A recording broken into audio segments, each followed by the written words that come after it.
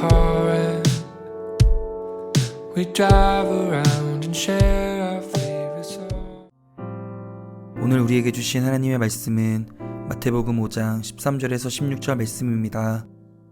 너희는 세상의 소금이니 소금이 만일 그 맛을 잃으면 무엇으로 짜게 하리요. 후에는 아무 쓸데없어 다만 밖에 버려져 사람에게 밟힐 뿐이니라. 너희는 세상의 빛이라. 산 위에 있는 동네가 숨겨지지 못할 것이요. 사람이 등불을 켜서 말 아래에 두지 아니하고 등경 위에 두나니 이러므로 집안 모든 사람에게 비치느니라. 이같이 너희 빛이 사람 앞에 비치게 하여 그들로 너희 착한 행실을 보고 하늘에 계신 너희 아버지께 영광을 돌리게 하라. 오늘 이 말씀에 많은 은혜 받으시기 바랍니다. 복음서에 나타난 예수님의 이제 첫 번째 가르침이 5장, 6장, 7장으로 마태복음에 요약되어 있는데요.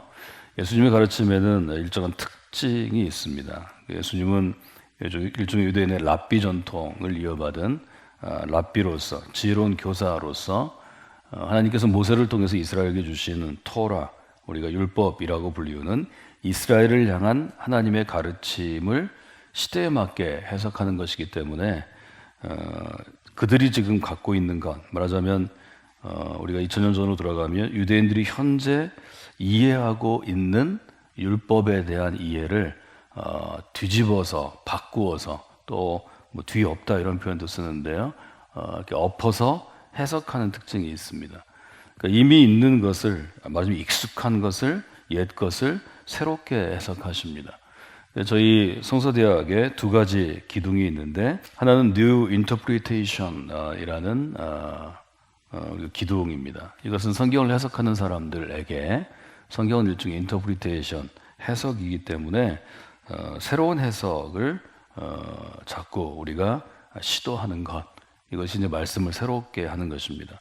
새로운 해석을 하게 되면 우리가 가지고 있는 바라보는 눈이 바뀌게 되죠. 이 바라보는 눈이라는 구체적인 표현을 perspective라는 영어 단어를 쓰기 때문에 new perspective라고 우리가 두 가지를 얘기할 수 있는데, 저것은 성경을 대하는 기본적인 일종의 설교자든 또 성경을 해석하는 주석하는 신학자이든 또 묵상하는 그리스도인이든 기본적인 태도입니다. 하나님께서 그 시대에 예수님을 통해서 주시는 것은 옛 것을 새롭게 그리스도의 시각으로 해석해서 새로운 율법을 주시는 것입니다. 그러니까 옛 율법에 대한 해석을 새롭게 해서 삶을 바꾸는 일종의 변혁, 트랜스포메이션이라고 우리 영어 단어를 쓰는데 완전히 우리의 삶을 바꾸는 역사가 일어났기 때문에 예수님에게 평가가 말씀의 권위가 있다, 우리가 이렇게 표현하는 것입니다. 그래서 예수님의 해석은 그 당시의 기준을 폐기하고 새로운 기준을 제시하는 것이고, 그로부터 또 2000년이 지나서 정말 고대 시대로부터 중세, 근대, 현대를 거쳐서 뭐 하늘과 땅이 뒤바뀔 만한 완전히 다른 삶을 저희가 살기 때문에 그때 가르친 예수님의 해석을 놓고 우리가 새롭게 해석하고 새롭게 받아들이는 것, 이것이 저희가 성경을 대할 때 갖는 것이고, 이것들을 잘 해야 그 시대를 바꿔가는 교회가 되고, 이것들을 잘못하면 시대에 뒤떨어지는 교회가 되죠. 이거는 이제 일종의 시대의 흐름이고 정신이라고 볼 수 있겠습니다. 5장, 6장, 7장은 이제 예수님의 교훈, 설교 모음집이라 그냥 쉽게 우리가 이렇게 얘기하는데요. 7장의 마지막 이제 가는 부분 저희가 볼 수 있는데 5장, 6장, 7장을 쭉 읽다 보면 마무리를 이렇게 짓고 있는 걸 보게 됩니다. 7장 28절, 29절 가르침에 대해서 예수님의 설교 모음이 끝나는 곳입니다. 28절 한번 읽어보면 이렇게 되어 있죠. 예수께서 이 말씀을 마치심에 무리들이 그의 가르치심에 놀라니 이는 그 가르치시는 것이 권위 있는 자와 같고 그들의 서기관들과 같지 아니함일러라. 예수님께서 가르치셨을 때 사람들이 수천 명 모아온 것은 어디 가든 수십 명, 수백 명, 많을 때는 뭐 우리 5천 명의 기적처럼 그 많은 사람들이 모인 것은 가르치는 것이 신선했기 때문이죠. New Interpretation이 있기 때문입니다. 할 수 있으면 뭐 이상하게 비틀어서 가르쳐서 놀라지 않고 29절에 있는 것처럼 가르치는 것이 권위 있어요. 권위가 있다는 건 뭘 얘기하냐면 삿된 것이 아니고 뭐 성경 이상하게 푸는 사람 많고 이단으로 빠지는 사람 많죠. 권위는 그 중심이 아주 정통적이라는 것입니다. 제가 종교개혁 이후로 정통적인 것 세 가지 말씀드렸습니다. In Christ, 그리스도 안에 있어야 하는 것, 종교개혁자들의 기준입니다. In Church Community, 교회 안에 있어야 하는 것, 이거 귀한 기준입니다. In Canon, 구약과 신약의 말씀의 범위 안에 있을 것. 이 세 가지 중에 하나라도 벗어나면 문제가 생깁니다. 이단이 되는 것입니다. 그래서 우리가 이 부분을 굉장히 중요시했습니다. 예수님이 인기 있었던 것은 그 당시에 서기관을 얘기하면 율법학자들입니다. 지금의 신학교 교수들이고 신학자고 목회자들이고 또 평신도 중에 성경을 가르치는 자들입니다. 그들은 그냥 있는 얘기 그냥 하는데 예수님은 그들과 같지 아니하게 다르게 가르쳤다는 거죠. 그래서 이것을 이단이라고 보지 않고 예수님의 가르침에 권위가 있었기 때문에 저희가 뉴 인터프리테이션이라고 이제는 아주 정착이 된 신학적인 용어로 바꿀 수 있었습니다. 지금 마태복음이 우리에게 권면하는 것, 마태복음이 우리에게 분명하게 도전하는 것은 예수님이 가르칠 때 이미 권위 있는 랍비였다, 율법 교사였다. 이 점을 강조하는 거고, 그 이유는 지금 있는 대로의 해석, 서기관들의 해석이 아니고 새로운 해석인데 정말 하나님이 원하시는 해석을 그들에게 주었다는 거죠. 그래서 예수님이 권위 있는 설교자가 되고 그것 때문에 인기를 얻으니까 미움을 받을 수밖에 없습니다. 그래서 기존의 서기관들과 제사장이 말씀을 가르칠 때는 반응하지 않던 사람들이 예수님께서 말씀을 가르칠 때 반응하는 거죠. 그렇습니다. 제가 그렇게 살겠습니다. 그리고 반응이 열매가 있었습니다. 회개했습니다. 그 점을 우리가 볼 수 있는 거죠. 마태복음 5장 1절로부터 12절의 주제는 우리가 흔히 복이라고 생각하기 쉽습니다. 복의 기준에 대해서 얘기하는 거죠. 그런데 이 복의 기준은 하나님 나라에 기반을 둔 것입니다. 이미 예수님 당시의 사람들이 율법이 우리에게 주는 하나님의 복을 오해했습니다. 그래서 오랫동안 구약에 있는 이스라엘 사람들도 건강, 부유함, 장수를 복받은 것으로 해석했습니다. 예수님이 볼 때 이것은 잘못된 것이었습니다. 건강과 부유함과 장수는 우리에게 주어지면 좋은 것이지만 이것만이 복이 아닙니다. 하나님의 복은 이것만이 아니고 여기에 국한되지 않습니다. 하나님이 예를 들어서 이런 풍성한 은총과 축복과 선물을 우리에게 주셨는데 나는 이것만 선물이라고 그럽니다. 이건 어린아이죠. 나 이것만 주세요. 예수님이 볼 때는 딱 거기에 있는 것입니다. 여러분 저는 잘 생각하시면 좋겠습니다. 예수님께서는 지금 이 앞에 있는 마태복음 5장에 있는 8개의 복은 첫째는 하나님과의 관계로부터 오는 것이고 가장 큰 복은 하나님과 함께 할 수 있다는 것입니다. 그게 복인 걸 알고 하나님과 함께하고 또 이웃들을 향해서 나눌 수 있는, 섬길 수 있는 사람이 되면 마음이 평안하니까 몸도 건강해지고 또 여러분이 하나님 섬기려면 부지런해야 됩니다. 하나님 잘 믿으면 뭘 얻냐면 신뢰를 얻습니다. 저 사람 말은 믿을만해. 그러면 여러분 사업이 잘 되고 직장일이 잘 됩니다. 덤으로 오는 것입니다. 건강과 부유함과 장수를 목적으로 하나님을 믿으면 여러분이 실망할 때가 많을 것입니다. 그러나 하나님의 나라를 이루는 하나님의 백성으로 하나님을 믿으면 기쁨이 많을 것입니다. 어떤 기준을 가지고 신앙생활을 하냐가 정말 중요합니다.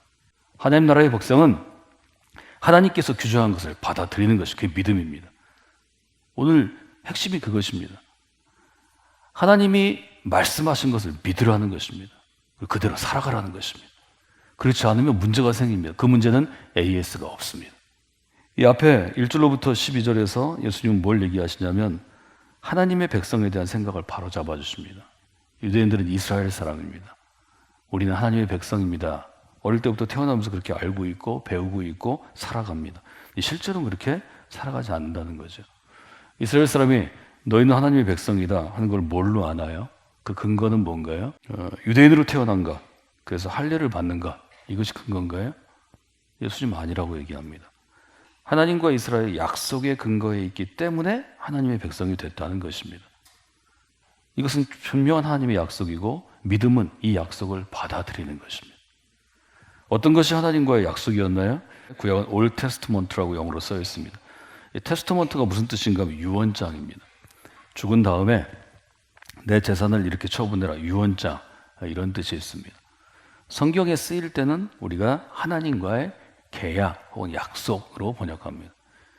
죽을 때 어떤 사람이 남긴 것처럼 바뀔 수 없는, 변조할 수 없는 약속이라는 것입니다. 그래서 Old Testament, New Testament 우리가 그렇게 쓰고 있습니다. 이 약속은 출애굽기 19장에 기록되어 있습니다. 출애굽기 19장에 1절은 이렇게 시작하죠. 이스라엘 자손들이 애굽 땅을 떠나고 3달 되던 날에 시내 광야에 그들이 이르게 됩니다. 그게 르비딤을 떠나서 시내 광야에 이르러서 장막을 치고 3절에 보면 모세가 하나님 앞으로 산에 올라갑니다. 모세가 산에 올라가니 여호와께서 모세를 불러 말씀하십니다. 이 말을 전해라. 내가 애굽에서 이집트에서 너희들 어떻게 전했는지, 또 내가 너희들 어떻게 인도해냈는지 다 전해라. 그리고 5절 6절 여러분에게 암송하라고 제가 말씀드렸죠. 세계가 내게 속하였으니 이 부분이 떼내고, 너희가 내 말을 잘 듣고 내 언약, 이 약속을 지키면, 이게 약속입니다. 어떤 일이 있나요? 첫 번째, 너희는 모든 민족 중에 나의 소유가 되겠고, 두 번째는 어떤 거죠? 너희가 내게 대해서 제사장 나라가 되겠고, 세 번째는 어떤 거죠? 거룩한 백성이 될 것이다. 이걸 전해라. 이게 약속이라고 말씀드렸어요. 이게 구약입니다. 이게 옛 약속입니다. 첫째는 나의 소유가 되겠고, 이때 소유라고 쓰인 히브리어는 내가 갖고 있는 것 중에 제일 값비싼 소중한 보물 혹은 보석이라는 뜻입니다. 하나님에게 제일 값비싼 보석이 된다는 거죠. 이거를 미국의 한 작가가 You are so special 이라고 우리말로 바꿔서 어린이 동화책을 썼습니다. 스페셜한 존재가 된다는 거죠. 그러니까 이 약속 안에 들어오면 하나님에게 굉장히 특별한 존재가 된다는 거죠. 두 번째는 제사장 나라가 된다는 거죠. 제사장은 뭘 하는 것인가 하면 제사 드리는 것을 주관하는 주관자입니다. 제사장만 제사 드릴 수 있습니다. 즉 제사장은 뭐 어떤 것인가 하면 레위기에 따르면 하나님께 나가는 통로가 되는 것입니다. 통로를 여는 것입니다. 제사장 나라가 된다는 것을 유대인들은 오랫동안 우리만 하나님을 독점할 수 있다고 생각했습니다. 예수님은 이것을 문을 깨십니다. 유대인을 통하여, 이스라엘을 통하여 만 백성들이 하나님께 나아가는 통로가 되어야 한다는 뜻이다. 그렇게 바꾸십니다. 이것이 구원의 보편주의입니다. 일종의 유니버설리즘입니다. 제사장 나라가 된다는 거죠. 네 번째는 거룩한 백성으로 서는 것입니다. 근데 여기 보면 되겠고 되며 되리라 이렇게 되어 있습니다. 이미 되었다는 것입니다. 유대인으로 태어나는 순간 이것을 깨달으면 이미 된 것입니다. 13절에 이렇게 되어 있죠. 너희는 세상의 소금이다. 똑같은 것을 소금을 비유로 말씀하십니다. 너희는 하나님의 백성이다. 이걸 잘 알아듣지 못하니까, 하나님의 백성으로 살아가지 않으니까 소금을 예로 들어 설명하신 것뿐입니다. 이것은 이미 모세를 통해서 주신 약속의 뉴 인터프리테이션입니다. 우리는 막 소금에 굉장히 집착하죠. 소금은 뭐 짜게 합니다. 소금은 뭘 합니다. 빛은 뭐 합니다. 이건 이제 우리 해석이고요. 중요한 건 하나님의 백성이다. 이 약속을 믿으면 하나님의 백성으로 살아가면 되는 것입니다. 하나님께서 나를 그리스도인으로 부르시는 순간 나는 소금입니다. 소금은 어떻게 되나요? 소금으로 살면 되는 것입니다. 바울은 얘기하죠. 무릇 표면적 유대인이 유대인이 아니요 표면적 육신의 할례가 할례가 아니니라. 오직 이면적 유대인이 유대인이며 할례는 마음에 알진 영에 있고 율법 조문에 있지 아니한지라. 예수님의 이 해석을 따라서 바울이 보니까 유대인이 딱 둘로 나뉩니다. 표면적 유대인, 이걸 좀 더 쉬운 번역으로 하면 이렇게 돼 있죠. 겉모양으로 유대 사람이라고 해서 유대 사람이 아닙니다. 유대인의 피를 타고 유대인의 모습을 하고 태어나서 어릴 때 할례를 받고 율법을 암송하고 율법대로 살려고 노력하는데 유대인이 아니라는 거죠. 그래서 표면적 유대인은 겉모양으로 유대인이기 때문에 껍데기라고 말씀드렸어요. 껍데기만 유대인입니다. 껍데기만 그리스도인이 많습니다. 이건 출발부터 잘못된 것입니다. 오래 교회 다니면 좋아지는 문제가 아닙니다. 출발할 때 껍데기는 껍데기로 살기 쉽습니다. 처음부터 알맹이 유대인이 되어야 합니다. 이면적 유대인은 속으로 유대인입니다. 알맹이가 유대인이 되어야 된다는 것입니다. 이거 가지고 고민하다가 바울의 시대에 이르러서 껍데기가 유대인이 아니라도 알맹이가 유대인이면 이거 하나님의 백성이다, 이런 결론에 이르르죠.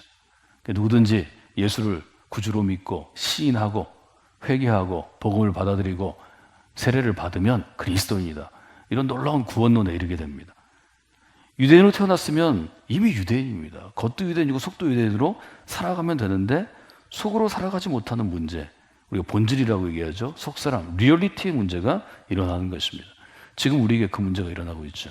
너희는 소금이다. 그러면 그냥 우리는 소금인 것입니다.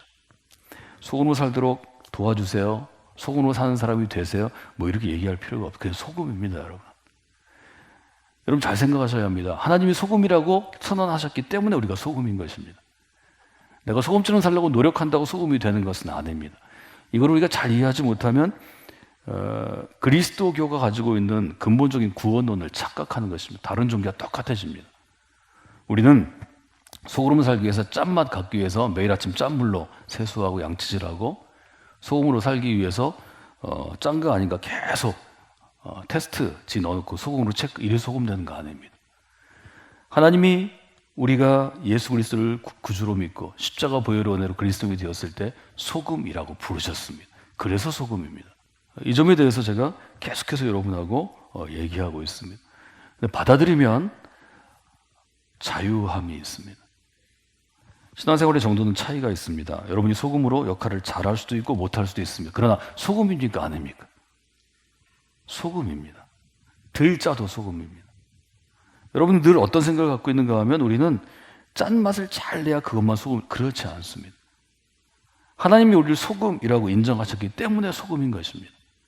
그래서 저희는 세상을 껴안고 기도해야 합니다. 세상의 주인이 하나님이시기 때문입니다. 하나님은 우리에게 그 세상을 우리가 살아있는 동안은 우리에게 맡기십니다. 그걸 우리는 청지기라고 부릅니다. 세상의 부패의 책임이 우리에게 있는 것은 우리가 부패하는데 도움을 줬기 때문이 아닙니다. 우리가 부패하도록 그들을 후원했기 때문이 아닙니다. 그들은 부패하는 것이 본능이지만 우리는 그 부패하는 사람들에게 일종의 이정표 같은 사람들이기 때문에 너희들이 그 역할을 잘못하지 못했느냐 이렇게 얘기하는 것입니다. 신호등이 있습니다. 신호등이 이제 이정표하고 똑같은 역할을 하는데요. 빨간불인데 가서 사고가 나서 그 사람이 다쳤으면 누구 책임인가요? 신호등 책임인가요? 아니요, 그 사람 책임입니다. 신호를 어긴 건 누군가요? 그 사람일 뿐입니다. 그러나 신호등 역할을 안 해서 사고가 났어요. 그럼 어떻게 되죠? 문제가 그때는 심각해집니다. 신호등도 책임을 져야 합니다. 하나님이 이 땅 가운데 교회를 세우신 이유가 그것이라고 성경은 얘기하고 저는 그렇게 믿습니다. 교회가 마을마다 또 근본적으로 교회가 동네마다 존재해야 되는 것은 그 교회가 거기에서 서 있는 것 때문에 많은 사람들이 신호등을 보는 것입니다. 멈춤이구나, 빨간불이구나, 내가 지금. 이거는 그린라이트구나. 내가 그래도 그냥 살 수 있구나. 이것만 해도 교회는 존재 가치가 충분합니다. 저는 그래서 교회가 중요하다고 생각합니다. 교회 안에 있는 우리들은 착각하기 쉽습니다. 무슨 일을 하고 이거 안에서 교회가 안 돼. 그렇지 않습니다. 교회는 그 자리에 서서 그저 주일에 예배드리고 사람들이 모여서 하나님께 간절히 기도하고 하나님의 은혜를 구하는 것 자체로 존재할 이유가 있는 겁니다. 교회가 무슨 학교 세우고 병원 세우고 뭐 이래서 존재하는 거 아닙니다. 잘 착각하시면 안 됩니다. 선진국일수록 병원은 의료인들이 세우는 거고 학교는 교육자들이 세우는 것이고 복지기관은 거기에 관심을 가진 사람들이 하는 것입니다. 교회는 교회 일을 하는 게 훨씬 더 중요합니다. 교회에 다 와야 되고 서 있는 게 중요합니다. 주일마다 예배 드리는 것, 매일 말씀이 울려 퍼지게 하는 것, 뭐 몇 사람이 모이든 나와서 기도하는 것, 매일 성경을 읽는 것, 성도들을 격려하는 것, 이것으로 세상의 부패를 막을 수 있습니다. 여러분 그걸 믿으셔야 합니다. 하나님이 살아계시는 것, 하나님이 세상을 바라보신다는 것, 하나님이 주인이시라는 것을 믿는 사람들이 서 있으면 그 땅은 멸망하지 않습니다. 이것이 소돔과 고모라의 교훈입니다. 아브라함은 그걸 착각했죠. 한 50명 모아오면 이걸 곧 돌리실 수 있을까요? 40명 할까요? 30명 할까요? 하나님은 그 딜을 하지 않습니다. 아브라함한테 얘기하십니다. 너만 잘하면 돼. 여러분 잘 들으셔야 합니다. 너만 하나님을 섬기는 사람으로 서 있어. 그러면 세상은 굳건한 거예요. 저는 그 믿음이 있어야 된다고 생각합니다. 우리가 왜 그리스도인 되기 위해서 노력합니까? 교회가 마을마다 존재할 때 하나님이 세상을 구하시는 것처럼 여러분이 그 직장에 있을 때, 여러분이 그 가정에 있을 때, 여러분이 그 모임에 있을 때 하나님이 그곳을 구하시기 때문입니다. 누구 때문에요? 그 사람 때문에. 세상 때문에 구하시는 건 아닙니다. 저는 이 점을 우리가 지금 생각해야 된다고 생각합니다. 하나님은 살아계십니다. 하나님이 우리를 부르셨습니다. 우리는 교회로 세워져 있습니다. 진심으로 고백하는 사람들 때문에 교회가 세워지는 것입니다. 누가 일찍 나와서 뭘 하고 뭘 안 하고 누가 뭐 하는데 후원을 하고 하는 이것 때문에 교회가 세워지는 게 아닙니다. 믿음 때문에 세워지는 것입니다. 그 믿음 때문에 세워진다는 것을 듣는 것, 깨닫는 것, 도전받는 것이 우리 예배이고 말씀의 자리입니다. 우리 교회 가운데 그 일이 모일 때마다 일어나도록 여러분들이 함께 그 일 가운데 서는, 동참하는 혹은 쓰임받는 분들이 되시길 원합니다.